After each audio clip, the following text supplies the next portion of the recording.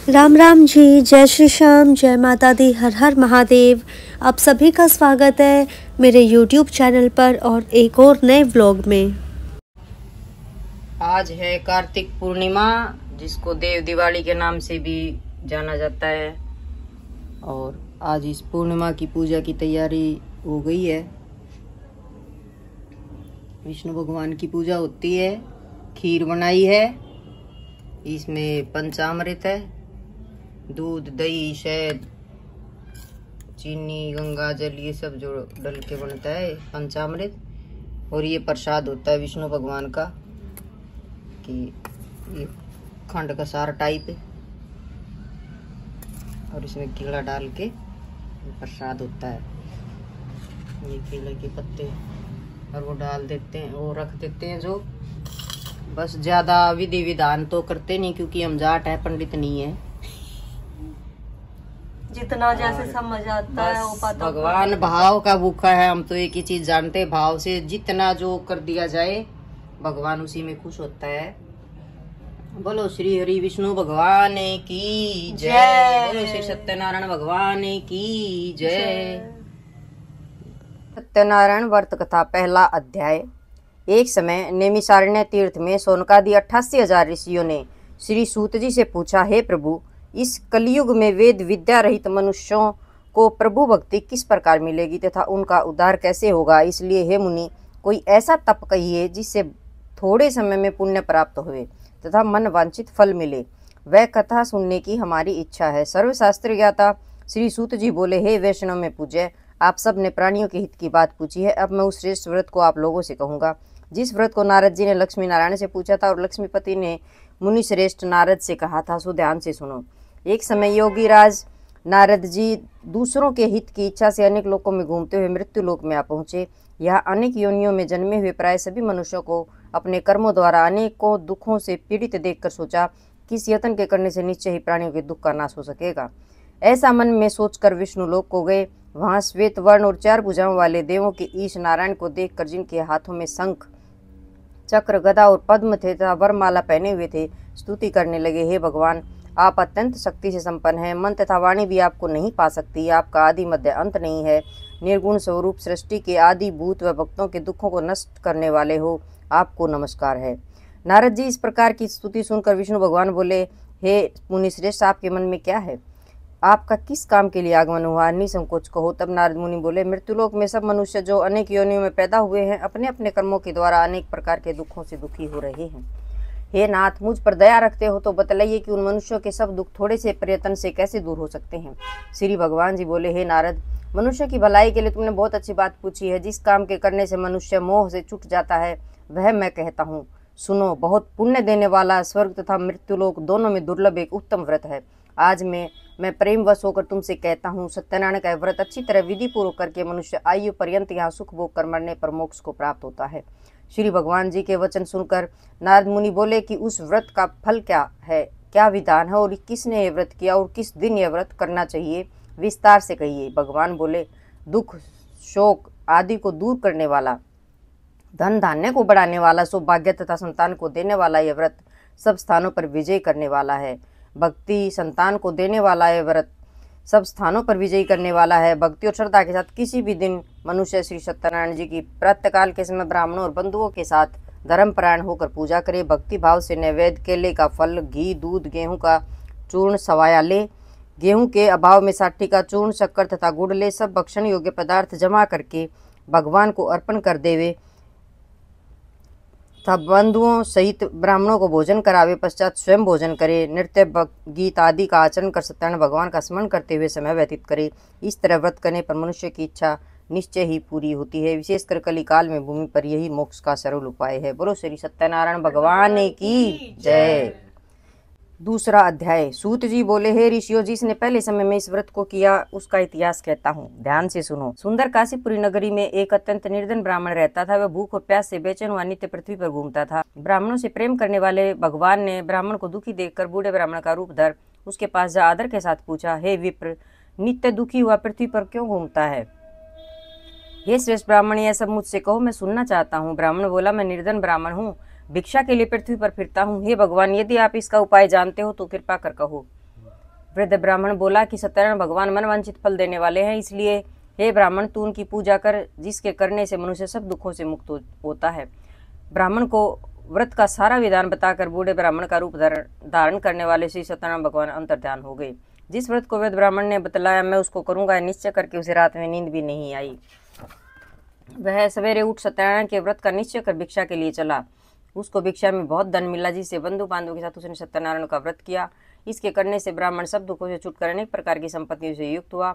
उस समय से वह ब्राह्मण हर मास व्रत करने लगा। इस तरह सत्यनारायण भगवान के व्रत को जो करेगा वह मनुष्य सब दुखों से छूट जाएगा। इस तरह नारद जी से नारायण का कहा हुआ यह व्रत मैंने तुमसे कहा है विप्रो, मैं अब और क्या कहूँ।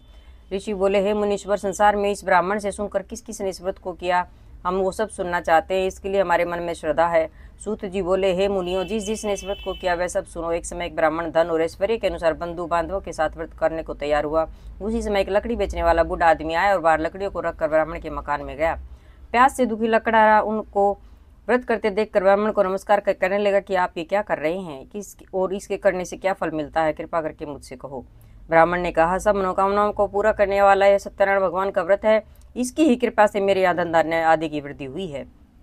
ब्राह्मण से इस व्रत के बारे में जानकर लकड़हारा बहुत प्रसन्न हुआ।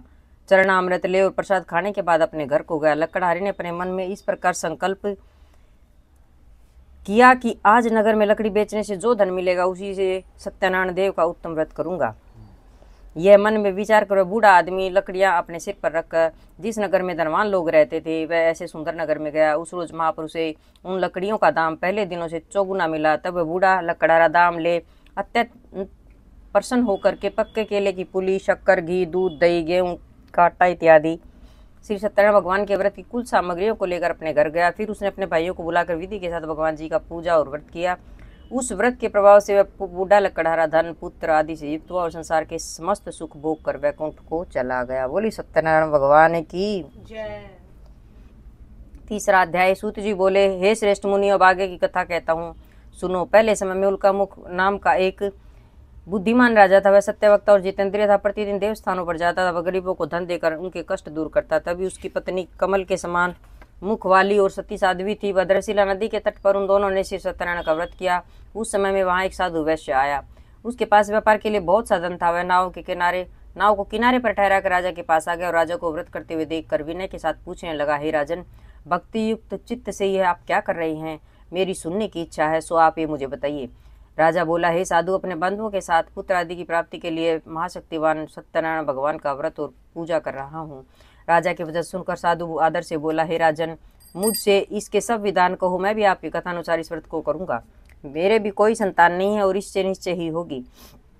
राजा से सब विधान सुनकर व्यापार से निवृत्त हुए आनंद के साथ घर गया। साधु ने अपनी स्त्री से संतान देने वाले उस व्रत का समाचार सुनाया और कहा कि जब मेरे संतान होगी तब मैं इस व्रत को करूंगा।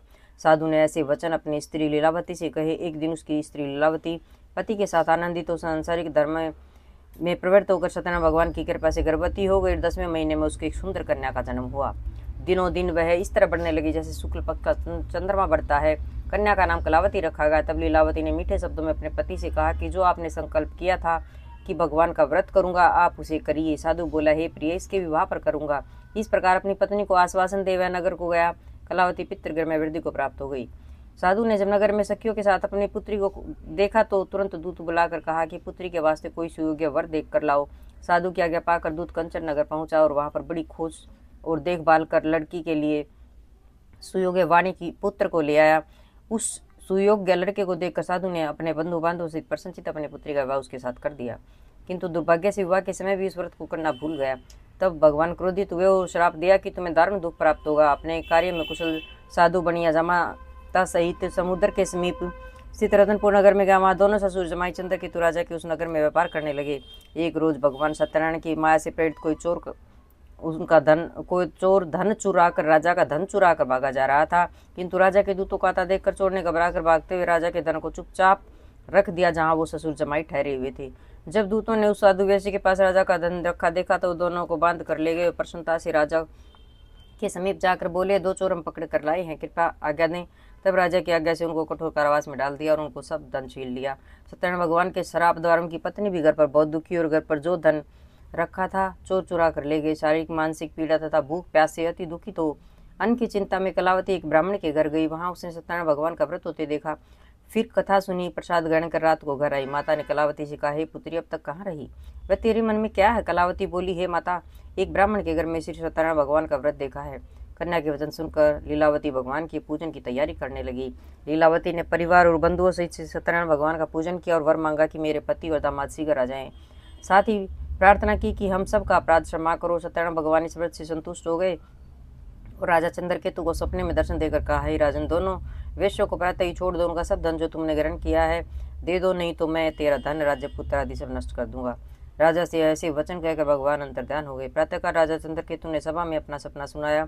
फिर दोनों वाणिक पुत्रों को कैद से मुक्त कर सभा में बुलाया। दोनों ने आते ही राजा को नमस्कार किया। राजा मीठे वचनों से बोला, हे महानुभाव, भावीवश ऐसा कठिन दुख प्राप्त हुआ है, अब तुम्हें कोई भय नहीं। ऐसा कहकर राजा ने उनको नए नए वस्त्र आभूषण पहनाए तथा जितना धन लिया था उससे दुगना देकर आदर सहित विदा किया। दोनों वैश्य अपने घर को चल दिए। बोलो सत्यनारायण भगवान की जय। चौथा अध्याय। सूत जी बोले, वैश्य ने मंगलाचार करके यात्रा आरंभ की और अपने नगर को चला। उनको थोड़ी दूर निकलने पर दंडी वेशधारी सत्यनारायण ने उनसे पूछा, हे साधु, तेरी नाव में क्या है? वह अभिमानी वाणी हंसता हुआ बोला, हे दंडी, आप क्यों पूछ रहे हो? क्या धन लेने की इच्छा है? मेरे नाव में तो बेल और पत्ते भरे हैं। वैश्य का कठोर वचन सुनकर भगवान ने कहा, तुम्हारा वचन सत्य हो। दंडी ऐसा कहकर वहां से दूर चला गया और दूर जाकर समुद्र के किनारे बैठ गया। दंडी के जाने पर वैश्य ने नित्य क्रिया के बाद नाव को ऊंची उठे देखे तो अचंबा किया और नाव में बेल पत्ते देखकर वह मूर्छित हो जमीन पर गिर पड़ा। फिर मूर्छा खुलने पर अत्यंत शोक प्रकट करने लगा। तब उसका दामाद बोला कि आप शोक न करिए, यह दंडी का श्राप है, तो उनकी शरण में चलना चाहिए, तभी हमारी मनोकामना पूरी होगी। दामाद के वचन सुनकर साधु वाणी दंडी के पास पहुंचा और अत्यंत भक्तिभाव से नमस्कार करके बोला, हे भगवान, आपकी माया से मोहित ब्रह्मा आदि भी आपके रूप को नहीं जानते, तब मैं अज्ञानी कैसे जान सकता हूँ? आप प्रसन्न होइए, मैं सामर्थ्य के अनुसार आपकी पूजा करूंगा, मेरी रक्षा करो। वो पहले के समान नौका में धन भर दो। उसके भक्ति युक्त वचन सुनकर भगवान प्रसन्न हो उसकी इच्छा अनुसार वर देकर अंतर्ध्यान हो गए।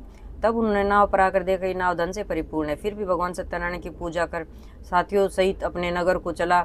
जब अपने नगर के निकट पहुंचा तब दूत को घर भेजा। दूत ने साधु के घर जा इसकी स्त्री को नमस्कार करके कहा कि साधु अपने दामाद के साथ नगर के समीप आ गए हैं। ऐसा वचन सुन साधु की स्त्री ने बड़े हर्ष के साथ सत्यदेव की पूजा कर पुत्री से कहा, मैं अपने पति के दर्शन को जाती, तू कार्य पूर्ण करके शीघ्र आना। माता कैसे वचन सुनकर कलावती प्रसाद छोड़कर पति के पास गई। प्रसाद की अवज्ञा के कारण सत्यदेव ने रुष्ट हो उसके पति को नाव सहित पानी में डुबा दिया।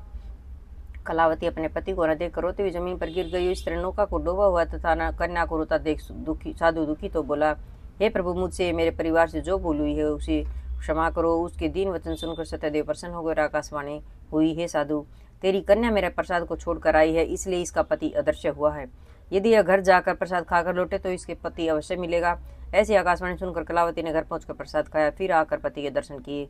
तत्पश्चात साधु ने बंधु बांधव सहित सत्यदेव की विधि पूर्वक पूजा की।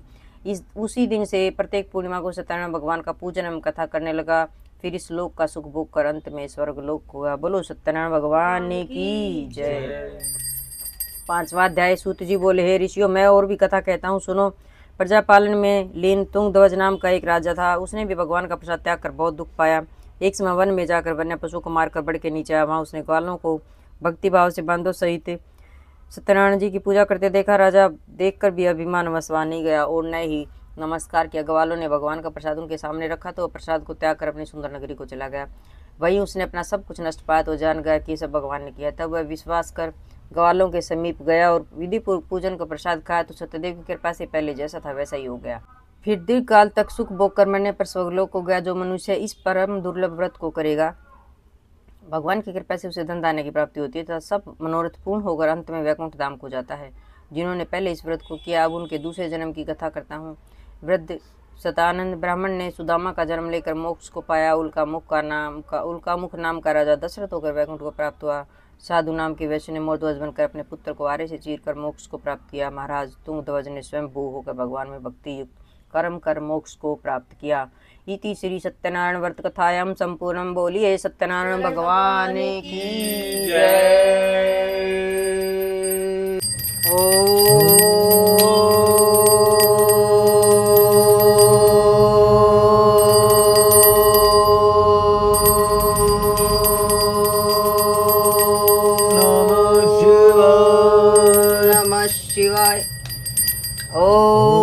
सत्यनारायण भगवान की जय।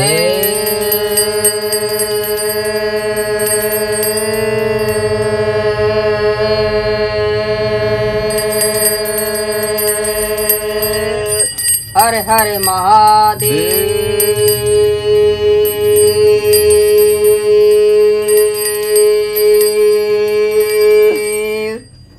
श्री सत्यनारायण भगवान जी की कथा संपूर्ण हुई और अब हम करेंगे हवन। स्वाहा स्वाहा स्वाहा।